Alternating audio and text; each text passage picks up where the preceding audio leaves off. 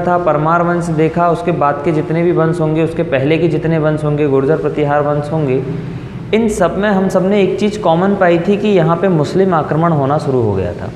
ठीक है, तो मुस्लिम आक्रमण अगर देखें हम भारत के लेवल पे तो 712 AD से मुस्लिम आक्रमण होना शुरू हो जाता है। मुस्लिम शासक हमारे भारत पे 712 AD से आक्रमण करना शुरू कर देते हैं। तो वो तो भारत के लेवल पे है। मध्य प्रदेश में भी मध्यकालीन भारत में जब हम दिल्ली सल्तनत को पढ़ेंगे, सारे एक एक वंश पढ़ेंगे, लोधी वंश, सैयद वंश, है ना, हमारे यहाँ मुस्लिम शासक कौन कौन से हुए, सारे वंश हम पढ़ेंगे मुस्लिम शासकों का। तो एक बात आपको कॉमन समझ में आई होगी कि प्राचीन भारत का जब इतिहास हम लोग पढ़ रहे थे, उसी प्राचीन भारत के इतिहास में आप लोगों को एक बात कॉमन समझ में आई कि उस समय ही मुस्लिम शासकों का आक्रमण हमारे यहाँ हो चुका था। और जब मुस्लिम शासकों का आक्रमण हुआ 712 AD से 712 AD के बाद आप देखेंगे 700, 800, 900, 1000, 1200, 1300 ईस्वी तक मुस्लिम आक्रमणों ने हमारे मालवा वाले क्षेत्र पे भी आक्रमण किया है। ग्वालियर, बुंदेलखंड, गोंडवाना, सब जगह उन्होंने आक्रमण किया है। इसी दौरान की ही बात है तोमर वंश की। तोमर वंश बहुत पहले से नहीं है, तोमर वंश का संबंध बहुत प्राचीन समय से नहीं है। तोमर वंश का संबंध मुख्य रूप से मध्यकालीन भारत से है। कैसे हुआ तोमर वंश की स्थापना, कब हुई, ये भी समझ लीजिए। ये जो ग्वालियर वाला जो आप क्षेत्र देख रहे हैं, ये ग्वालियर के आइट साइड का जो मुरैना हो गया आपका, थोड़ा सा भिंड वाला हो गया, दतिया वाला क्षेत्र हो गया, इसके आसपास का जो क्षेत्र है जिसको मुख्य रूप से कहा जाता था तवर घर, ये जो तोमर है ये बोला जाता था इसे तवर घर। यही तोमरों का मुख्य क्षेत्र था, यहीं पे तोमर लोग रहते थे, यहीं पे तोमर लोगों की स्थापना हुई। अब ये लोग आए कैसे, ये भी समझ लीजिए। आप सब जानते हैं कि 13वीं शताब्दी के अंत में 14वीं शताब्दी शुरू हुई और 14वीं शताब्दी के अंत तक, 13वीं से लेके 14वीं शताब्दी के अंत तक मुस्लिम सत्ता जो थी कहीं ना कहीं कमज़ोर होना शुरू हो गई थी, क्योंकि मुग़ल आ चुके थे। मुग़लों में भी आपने देखा था कि उसके बाद फिर बहुत सारे शेरशाह सूरी और ये वो बहुत सारे शासक हुए, आपस में उन लोगों के ही झगड़े होते रहे, आपस में ही वो लोग लड़ते रहे। इसके अलावा बहुत सारे शासक, जैसे गौंड शासक आपने देखा, सिंधिया वंश आ जाएंगे, बहुत सारे ऐसे राजवंश आ जाएंगे, जिसके कारण से क्या होगा, मुस्लिम सत्ता कमज़ोर होना शुरू हो जाएगी। अब किसी न किसी सत्ता का आज नहीं कल तो सूर्यास्त होता ही है, ये तो आपको भी पता है। कांग्रेस किसी समय तक सत्ता में रहेगी, किसी न किसी दिन कांग्रेस हारेगी, कोई दूसरी पार्टी आके फिर वहाँ पे सत्ता में आ जाएगी। ऐसे ही जब मुस्लिम सत्ता चल रही थी तो मुस्लिम सत्ता ने अपने समय में तो बहुत आक्रमण मचाया, बहुत साम्राज्य का विस्तार भी किया, पर किसी न किसी समय मुस्लिम सत्ता हुई कमज़ोर, और उसी कमज़ोरी का फ़ायदा उठा के, मुस्लिम सत्ता की ही कमज़ोरी का फ़ायदा उठा के हर तरफ में छोटे छोटे राजवंश बनना शुरू हो गए। उन्हीं मुस्लिम सत्ता की कमज़ोरी को उठा के, चूँकि वो कमज़ोर हो गए हैं तो अब उनकी बातें मानने की अब तो दिक्कत वाली बात ही नहीं रही। अब कहीं से भी कैसे भी करके जब वो कमज़ोर हैं तो कोई भी राजवंश धीरे धीरे आपका बनना शुरू होगा। उन्हीं छोटे छोटे राजवंशों में एक राजवंश हमारे मध्य प्रदेश के ग्वालियर क्षेत्र में स्थापित हुआ, जिसको बोला गया तोमर वंश। ये इसकी स्थापना 1394 ईस्वी में, 1394 ईस्वी में, आप देख रहे हैं 14वीं शताब्दी का अंत का समय चल रहा है। 1394 ईस्वी में वीर सिंह देव नामक बंदे ने किया था। वीर सिंह देव ने इसकी क्या की है, स्थापना की, तोमर वंश की। ग्वालियर का संबंध अगर आपको पता होगा तो ग्वालियर के बारे में मैंने एक बात बताया था आपको कि जब दतिया का जो दानव था दंतवक्र, जब भगवान कृष्ण ने उस दंतवक्र को मारा था तो उनका नाम गोपांचल पड़ा था, और उन्हीं गोपांचल के कारण ग्वालियर की पहाड़ियों को हम गोपालगिरी की पहाड़ियाँ कहते हैं। दतिया ग्वालियर वाली जो पहाड़ियाँ हैं उनको गोपालगिरी की पहाड़ी कहते हैं। ठीक है, तो ये जो गोपांचल वाला क्षेत्र है, यही गोपांचल वाले क्षेत्र को एक समय तवर घर भी कहा गया, तवर ग्रह भी कहा गया। इसी तवर ग्रह वाला जो क्षेत्र है, यहीं पे मुख्य रूप से तोमर वंश बना, और तोमर वंश की स्थापना 1394 ईस्वी में वीर सिंह देव नामक एक व्यक्ति हुआ, इसने तोमर वंश की स्थापना की। ये जो वीर सिंह देव है न केवल शासक था, कवि भी था, खुद की रचनाएं भी करता था, इसलिए इसने खुद के नाम पे भी एक कविता लिखी थी। खुद के नाम पे, वीर सिंह देव के नाम पे ही इसने एक वीर सिंह नाम से एक कविता लिखी, और एक और कविता लिखी जिसका नाम है लोक। ये दोनों ग्रंथ के रूप में किसने रचना की है इसकी, वीर सिंह देव ने ही की है, जो कि तोमर वंश का राजा है वीर सिंह देव। ये लगभग 1382 ईस्वी में ही इसने इनकी क्या कर दी थी, रचना कर दी थी। किसने, वीर सिंह देव ने। वीर सिंह नामक और एक लोक नामक ग्रंथ की रचना किसने की है? वीर सिंह देव ने। इसके अलावा आप एक बात और देखेंगे कि अब चूंकि ये तोमर वंश तो हो गया है, अगर आप देखें इसका बहुत डीप में अगर जाके पढ़ेंगे तो आपको पता होगा कि उस समय अलाउद्दीन सिकंदर शाह का शासन चल रहा था। अलाउद्दीन सिकंदर शाह ने ये ग्वालियर वाले क्षेत्र में वीर सिंह देव को सामंत या सूबेदार के रूप में नियुक्त करके गया था, ऐसा कहा जाता है। पर बाद में जब अलाउद्दीन सिकंदर शाह की मृत्यु हो गई तो 1394 में वीर सिंह देव ने इस वाले क्षेत्र में खुद को स्वतंत्र शासक नियुक्त करके तोमर वंश की स्थापना कर दी। आमतौर पर ऐसा ही होता है, जितने भी सामंत हुए हैं किसी न किसी दिन जब उसकी उच्च शक्ति का समापन हो जाता है, उसका राजा मर जाता है, तो वो स्वयं स्वतंत्र शासक बन जाते हैं, स्वयं अपने राज्य की स्थापना कर देते हैं। सेम टू सेम वैसे ही किया वीर सिंह देव ने भी तोमर वंश की स्थापना ऐसे ही की। ठीक है, अब आप देखेंगे इसके समय में तो कुछ विशेष चीज़ें आपको पढ़ना नहीं है। आगे चल के वीर सिंह देव के 2 पुत्र हुए। इन्हीं 2 पुत्रों में थोड़ी सी आपको डिटेल मिलेगी, जिसमें एक पुत्र का नाम था उद्धरण देव और दूसरे पुत्र का नाम था विक्रम देव। ठीक है, ये 2 पुत्र हुए। वीर सिंह देव के 2 पुत्र हुए, एक का नाम था उद्धरण देव और एक का नाम था विक्रम देव। ये जब आगे चल के वीर सिंह देव के बाद जो उसका उत्तराधिकारी होगा वो होगा विक्रम देव, ना कि उद्धरण देव। पहले जो उसका उत्तराधिकारी होगा वो कौन होगा? विक्रम देव। उद्धरण देव इस साम्राज्य का शासक नहीं बनता है। आगे चल के सीधे जो विक्रम देव का वीर सिंह देव का जो पुत्र होगा विक्रम देव, ये इस वंश का उत्तराधिकारी होगा। जब विक्रम देव तोमर वंश का राजा बना तो आपको बता दूं इसके समय में नासिरुद्दीन मोहम्मद तुगलक का सेनापति था जिसका नाम था मल्लू इकबाल खान। इसके शासनकाल में, विक्रम देव के शासनकाल में लगभग 1402 ईस्वी का शासनकाल चल रहा है। इसके शासनकाल में आप देखेंगे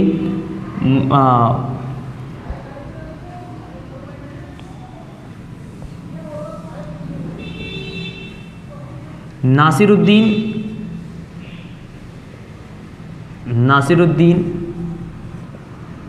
मोहम्मद तुगलक, इसका सेनापति जिसका नाम होता है मल्लू इकबाल खान। मल्लू इकबाल खान, ठीक है, ये सेनापति होता है किसका? नासिरुद्दीन मोहम्मद तुगलक का। जब विक्रम देव का तोमर वंश में शासन चल रहा है उस समय आप देखेंगे नासिरुद्दीन मोहम्मद तुगलक का जो सेनापति होगा मल्लू इकबाल खां, इस विक्रम देव के साम्राज्य पे, मतलब ग्वालियर वाले साम्राज्य पे आक्रमण करेगा। जब ये मल्लू खां ने आक्रमण किया विक्रम देव के ऊपर, शुरुआत में तो आपको बता दूं ये मल्लू खां को हारना पड़ा, भाग गया वहाँ से, पराजित हो गया और विक्रम देव जीत गया। परंतु कई बार मुस्लिम शासकों ने, आपने देखा होगा कि हार इतनी जल्दी स्वीकार उन लोगों ने किया नहीं। वो उन्होंने तब तक वहाँ पे लड़ाई करते रहे जब तक वो उस क्षेत्र को जीत नहीं गए। और आखिरकार इसी मल्लू इकबाल खान ने दूसरी बार आक्रमण किया विक्रम देव के ऊपर और ढोलपुर के पास में विक्रम देव को पराजित कर दिया। ये जो विक्रम देव है इसको ढोलपुर के पास में, ढोलपुर में इसको पकड़ा और यहाँ पे ढोलपुर के पास में इसे पराजित करके यहाँ पे इसकी हत्या कर दी। ठीक, कुल मिला के 2 चीज़ें आपको यहाँ पे समझना है। एक सवाल आपसे बनेगा कि मल्लू इकबाल खान का किसके शासनकाल में आक्रमण हुआ था, एक क्वेश्चन जिसका आंसर होगा आपका विक्रम देव। विक्रम देव किसका पुत्र है? वीर सिंह देव, जो कि तोमर वंश का संस्थापक है। एक सवाल ये भी बन सकता है कि नासिरुद्दीन मोहम्मद तुगलक, ये आपसे पूछा जा सकता है नासिरुद्दीन मोहम्मद तुगलक का आक्रमण किस शासक के शासनकाल में हुआ है। देखो, सेनापति भले ही मल्लू इकबाल खां है, परंतु शासक तो नासिरुद्दीन मोहम्मद तुगलक ही है। इसलिए दोनों को आपको ध्यान में रखना है। 1402 ईस्वी में इन दोनों ने आक्रमण किया था ग्वालियर पे। इसके बाद विक्रम देव के बाद उसका पुत्र होता है गणपति देव। विक्रम देव चूँकि यहाँ पे चल बसे हैं, विक्रम देव का पुत्र होगा आगे चल के गणपति देव। अगर हम आगे जब पढ़ेंगे तो आप देखेंगे आगे चल के आपको होशंग शाह गोरी के बारे में आपने पढ़ा होगा। होशंग शाह गोरी जो कि आप होशंगाबाद वाले क्षेत्र में आपने देखा होगा। जब गणपति देव इस तोमर साम्राज्य का राजा हुआ तो ये जो होशंग शाह गौरी था, होशंगाबाद का जो शासक था होशंग शाह गौरी, इसने गणपति देव के शासनकाल में ग्वालियर के किले को जीतने का प्रयत्न किया, परंतु बदकिस्मती से ये वहाँ पे भी हारा।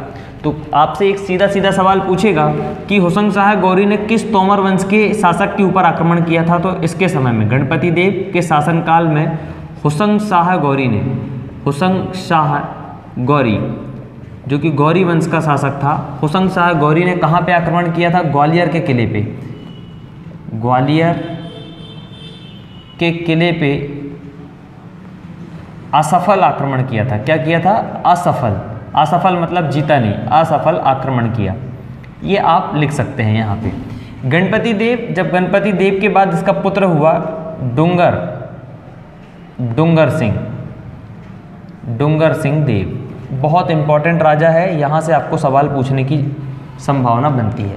गणपति देव का पुत्र आगे चल के जो हुआ डूंगर सिंह देव, ये डूंगर सिंह देव के 2-3 नाम आपको देखने को मिल सकते हैं। एक डूंगरेंद्र नाम से भी मिलेगा, डूंगरेंद्र सिंह देव के नाम से मिलेगा, या फिर डूंगर सिंह के नाम से आपको मिलेगा।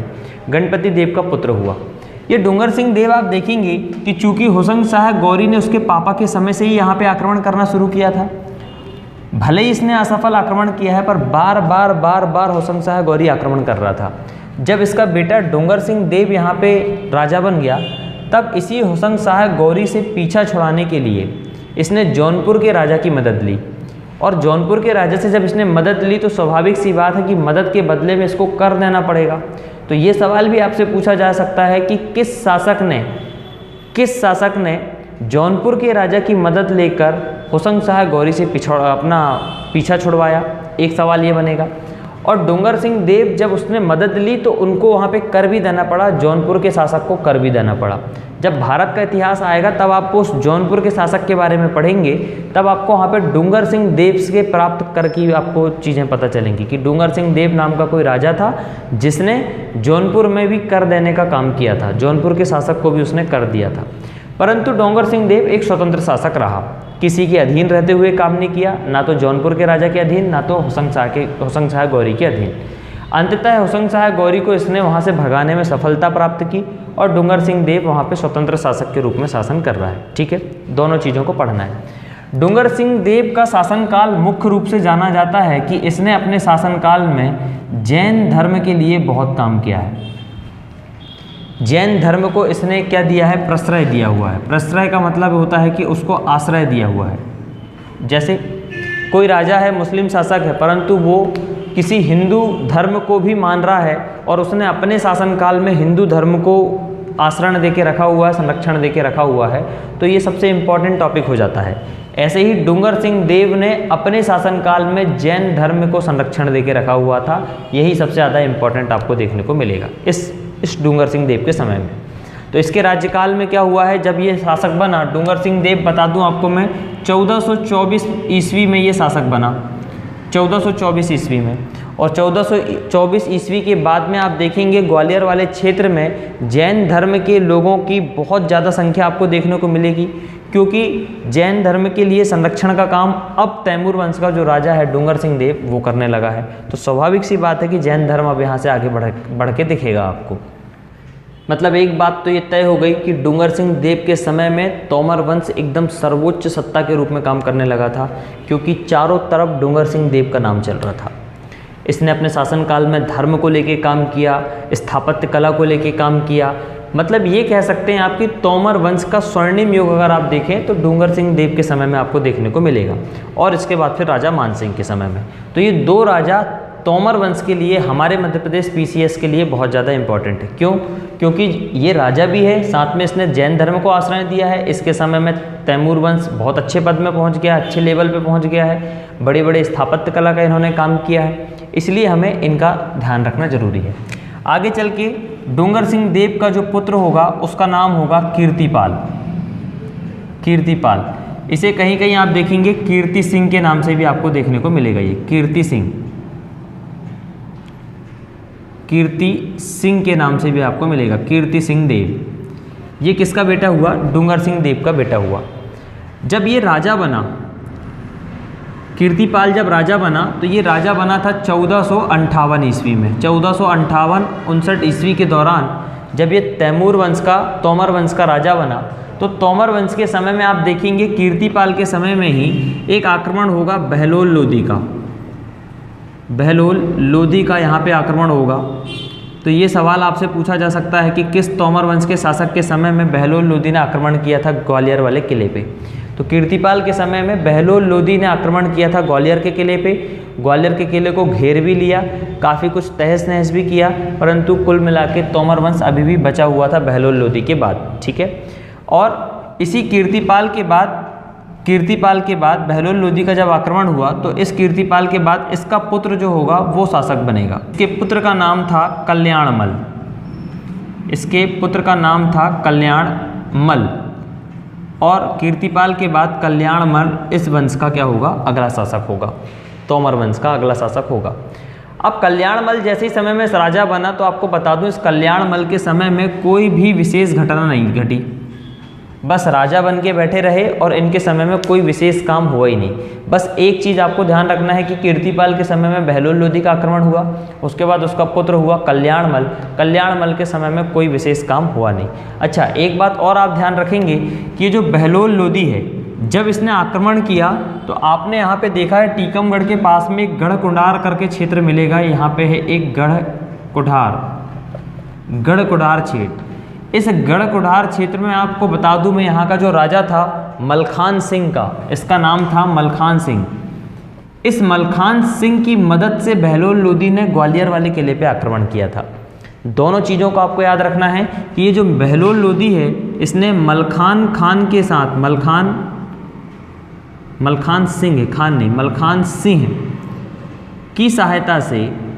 सिंह की सहायता से आक्रमण किया था। किसके ऊपर?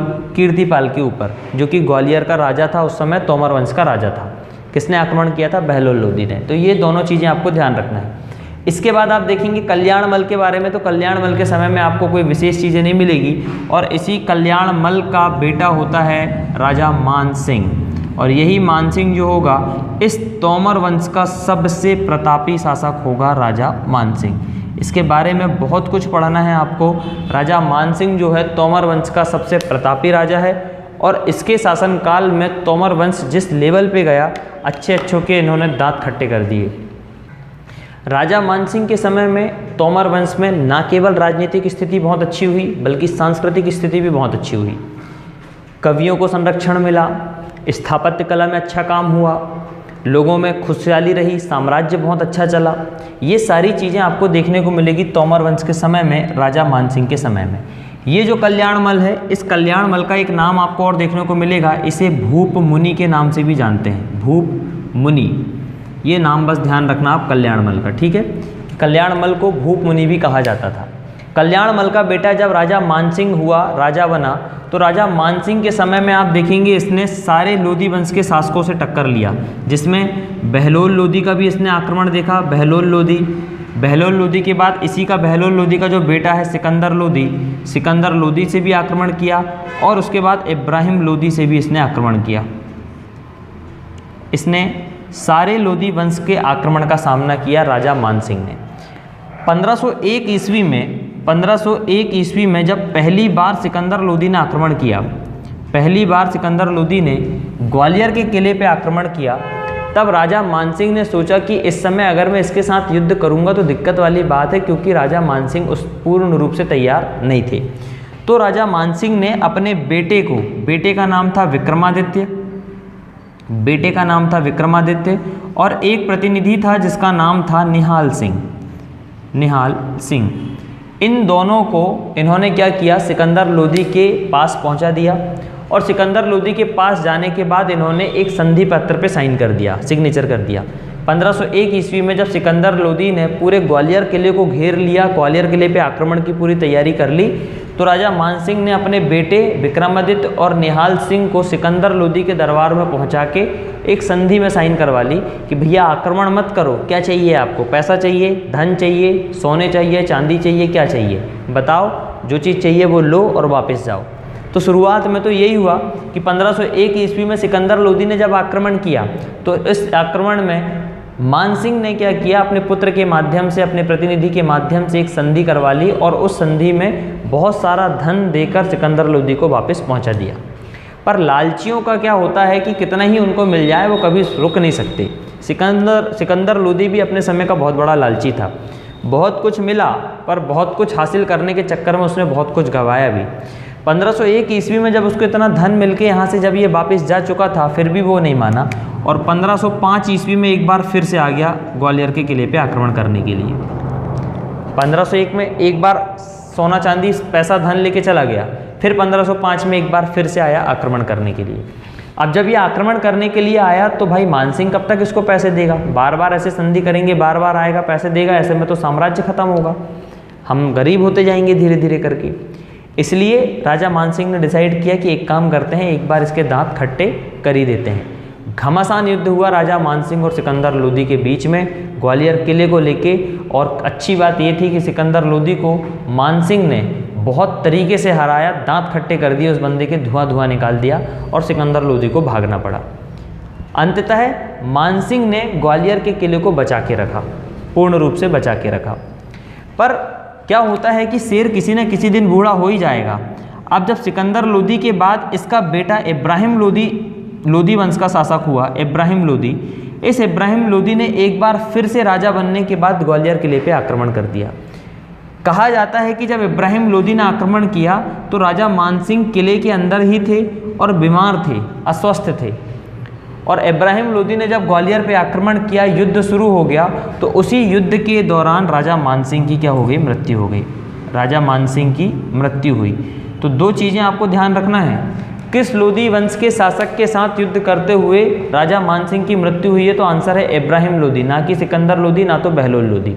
ठीक है, सिकंदर लोदी के साथ भी युद्ध हुआ है राजा मानसिंह का, वो भी एक नहीं दो बार हुआ है। पहले युद्ध में तो संधि हुई, दूसरे युद्ध में सिकंदर लोदी को हराया गया, परंतु बाद में जब उसका पुत्र इब्राहिम लोदी शासक हुआ, और इस इब्राहिम लोदी ने जब आक्रमण किया 1517 ईस्वी में, इसने जो आक्रमण किया था इब्राहिम लोदी ने, इसने 1517 ईस्वी में आक्रमण किया था। देखो 1501 ईस्वी में भी लड़ा, 1505 में भी लड़ा, 1517 में भी लड़ा, कहाँ तक जीतता बेचारा, 17 साल वो ऑलरेडी बूढ़ा हो गया है, तो कैसे लड़ता। इसलिए 1517 ईस्वी में इब्राहिम लोदी ने ग्वालियर किले पे आक्रमण किया, राजा मानसिंह की उसी युद्ध में मृत्यु भी हो गई, और ग्वालियर किले पे इब्राहिम लोदी ने अपना अधिकार कर लिया। ऐसा नहीं है कि राजा मानसिंह का जो बेटा था विक्रमादित्य, जो पहली बार संधि करने के लिए गया था, उसने लड़ा नहीं। पापा की मृत्यु के बाद विक्रमादित्य ने खूब कोशिश की कि ग्वालियर के किले को मैं बचा लूं और लोदियों को यहाँ से हरा दूं, परंतु अकेला लड़का कितना करता, उतना उसके पास अनुभव भी नहीं था, मानसिंह जितनी ताकत भी नहीं थी, तो बहुत लड़ा, बहुत अथक प्रयास करने के बाद भी विक्रमादित्य उनसे जीत नहीं पाया। अंततः वो भी पराजित हुआ, और पराजित होने के बाद उसने इब्राहिम लोदी की अधीनता स्वीकार कर ली। ठीक है, अधीनता स्वीकार करने के बाद अब आपको ये पता चल गया कि ये जो तोमर वाला जो क्षेत्र है अब किसके अधीन आ गया है, ये लोदियों के अधीन आ गया है, इब्राहिम लोदी के अधीन आ गया है। तो यहाँ से तोमर वंश आपका हो जाता है खत्म, और तोमर की जगह यहाँ से शुरू हो जाएगा आपका लोदी वंश, जो कि मध्यकालीन भारत में आपको देखने को मिलेगा। क्या चीज़ें आप बहुत अच्छे से समझ पा रहे हैं, धीरे धीरे एक एक चीज़ आपको लिंक में मिलेगी, तो इतिहास आपको ध्यान भी रहेगा। ठीक है, अब हमने ये चीज़ देखना है कि राजा मानसिंह ने अपने शासनकाल में क्या क्या किया है। चूँकि इनके शासनकाल में मैंने आपको बताया है कि राजनीतिक स्थिति के साथ साथ सांस्कृतिक स्थिति भी बहुत अच्छी थी। आप देखेंगे इनकी एक रचना है जिसका नाम है मान कौतूहल। मान कौतूहल ये राजा मानसिंह की रचना है। इनकी रचनाओं में ये सबसे प्रमुख ग्रंथ माना जाता है मान कौतूहल को। इसके अलावा इन्होंने मान मंदिर बनवाया, मान मंदिर बनवाया, सास बहू का मंदिर बनवाया, सास बहू का मंदिर सब ग्वालियर में है। ये सास बहू का मंदिर बनवाया। एक और मंदिर है जिसका नाम है, मंदिर कह रहा हूँ, एक और महल है गुजरी महल। इसका निर्माण भी किसने करवाया है, राजा मानसिंह ने करवाया। ठीक है, इनके समय में इन्होंने इतनी सारी झीलें बनवाई हैं सिंचाई के लिए कि कुछ कह नहीं सकते। झीलें बनवाई हैं सिंचाई के लिए, बहुत सारी झीलों का निर्माण कराया है किसने, राजा मानसिंह ने, केवल और केवल सिंचाई के लिए। ठीक है, इसके अलावा भी राजा मानसिंह के अलावा आप देखेंगे जो ग्वालियर का किला है, ग्वालियर का किला, ग्वालियर का किला आमतौर पे लोग लगा देते हैं आंसर कि राजा मानसिंह ने बनाया है, परंतु ग्वालियर का जो किला है राजा मानसिंह की बजाय सूरज सेन ने बनाया है। सूरज सेन, इस राजा ने ग्वालियर का किला बनाया है। ठीक है, और इसी ग्वालियर के किले को किलों का जिब्राल्टर भी कहते हैं, किलों का जिब्राल्टर। जो कि कहाँ पे है, ग्वालियर में, ठीक है। और ग्वालियर को जिब्राल्टर सिटी भी कहा जाता है, ये सब आप लोगों को पता है। बहुत सारे आप वहाँ पे किले हैं, किलों की नगरी भी कहते हैं ग्वालियर को, जैसे खजुराहो को मंदिरों की नगरी कहते हैं, ऐसे ही ग्वालियर को किलों की नगरी भी कहा जाता है। तो राजा मानसिंह के समय में जो सबसे प्रमुख चीज़ें हैं वो ये हैं, और पेपर में सबसे ज़्यादा आपसे ये पूछा जाएगा कि मान मंदिर किसने बनवाया था, तो मानसिंह ने। सास बहू का मंदिर किसने बनवाया था, मानसिंह ने। कहाँ पे है ये सब, ग्वालियर में है। गुजरी महल मानसिंह ने, कहाँ पे है, ग्वालियर में है। मान कोतूहल किसकी रचना है, राजा मानसिंह की रचना है, ठीक है। ये सबसे इनका प्रमुख ग्रंथ भी है। इसके अलावा झीलों का निर्माण करवाया राजा मानसिंह ने, और इसके अलावा जो ग्वालियर का किला है वो राजा सूरज सेन ने बनवाया था, और ग्वालियर के किलों का जिब्राल्टर भी कहा जाता है। ये तीनों चीज़ें आपको यहाँ पे ध्यान रखना है। तो इस प्रकार आपका जो तोमर वंश है अब किसके अधीन चला गया, लोदियों के अधीन चला गया। इस प्रकार आपका तोमर वंश खत्म हो गया। कैसे बना, कब बना, किसने बनाया, जैसे वीर सिंह देव स्थापक है इसका, तो ये आपको ध्यान रखना है। प्रमुख राजा, 2 राजा आपको ध्यान रखना है, वीर सिंह देव संस्थापक, उसके बाद एक और उसके वंशज में आप देखेंगे डूंगर सिंह देव, इसको ध्यान रखना है आपको, क्योंकि डूंगर सिंह देव के समय में ही आपने देखा था कि इसने जैन धर्म को आश्रय दिया था, इसलिए ये आपके लिए इम्पोर्टेंट है, ठीक है। अच्छा राजा था नहीं था ये इम्पोर्टेंट नहीं है, परंतु इम्पोर्टेंट केवल और केवल ये है कि इसने जैन धर्म को आश्रय दे के रखा हुआ था। इसके बाद आप देखेंगे राजा मानसिंह। कल्याणमल को ध्यान रख लेना, क्योंकि इसे भूपमिनी कहा जाता है। मानसिंह को पढ़ना है। मानसिंह के समय में बहलोल लोदी, सिकंदर लोदी, इब्राहिम लोदी, तीनों का आक्रमण हुआ है। तीनों के आक्रमण में आप देखेंगे तो सिकंदर लोदी को इसने 2 बार पराजित किया है। पहली बार में धन दे के वापस पहुंचा दिया, दूसरी बार 1505 में इसने उसके दांत खट्टे कर दिए, उसको दांत खट्टे करने का मतलब पराजित करके भगा दिया। उसके बाद जब इब्राहिम लोदी हुआ तब इब्राहिम लोदी के साथ युद्ध करते हुए राजा मानसिंह की मृत्यु हो गई, और आप देखेंगे युद्ध हुआ था 1517 में, तो मृत्यु भी होगी 1517 में।